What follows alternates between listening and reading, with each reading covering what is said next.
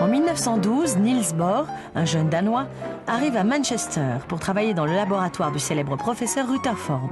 Il vient de Copenhague, où il a brillamment passé sa thèse sur la théorie électronique des métaux. Né en 1885, il est le fils de Christian Bohr, un professeur d'université connu. Ses condisciples le décrivent comme un pâle et modeste jeune homme qui éprouve de sérieuses difficultés à s'exprimer en anglais. Mais s'il ne parle pas beaucoup, il écoute et il apprend.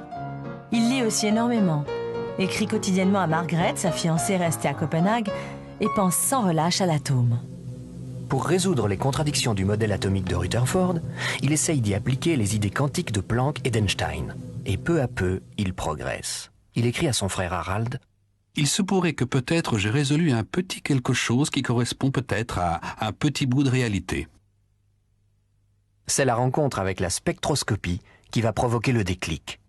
Bohr va mettre au point un modèle de l'atome dans le but d'expliquer pourquoi chaque élément a un spectre lumineux formé de raies caractéristiques.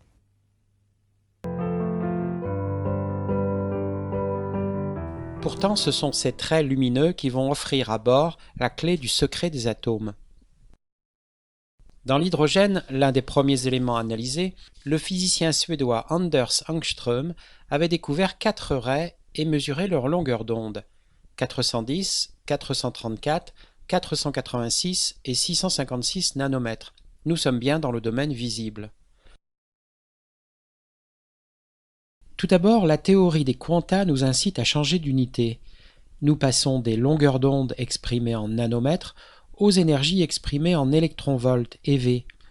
Le domaine visible va de 1,6 à 3,1 eV et les 4 raies sont mesurées respectivement à 1,88, 2,54, 2,85 et 3,01 eV. Voici donc les postulats de Bohr. L'électron ne peut tourner que sur certaines orbites correspondant à des niveaux d'énergie bien déterminés. Toute orbite intermédiaire est interdite. Les niveaux d'énergie sont quantifiés et désignés par le nombre quantique n. Sur l'orbite n égale 1, l'électron est dans son état fondamental. Pour le hisser à des niveaux supérieurs, il faut lui fournir de l'énergie en le bombardant avec des photons par exemple. Ici, il est au niveau excité n égale 3. Cet état n'est pas stable et il va redescendre, par exemple au niveau n égale 2, en émettant un photon d'énergie 1,88 eV, c'est-à-dire une lumière rouge.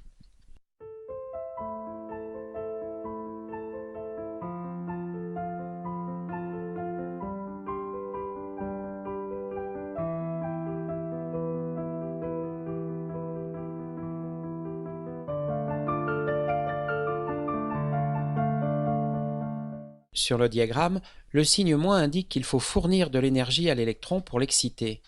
13,6 eV est l'énergie nécessaire pour l'arracher de l'atome. C'est l'énergie d'ionisation. Au-dessus de 0, l'électron est libre.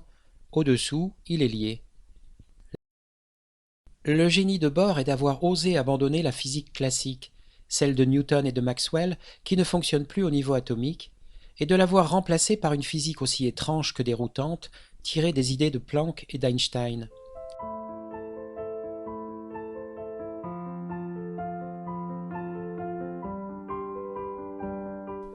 C'est une physique de la discontinuité dans laquelle seules sont permises aux électrons certaines orbites énergétiques. Des domaines entiers lui sont donc interdits, comme est interdit à l'homme qui prend l'escalier l'espace compris entre 2 marches. Certes, le modèle de l'atome de Bohr s'est vite révélé insuffisant. Les électrons ne sont pas en orbite, mais occupent l'espace autour du noyau avec une certaine probabilité de présence.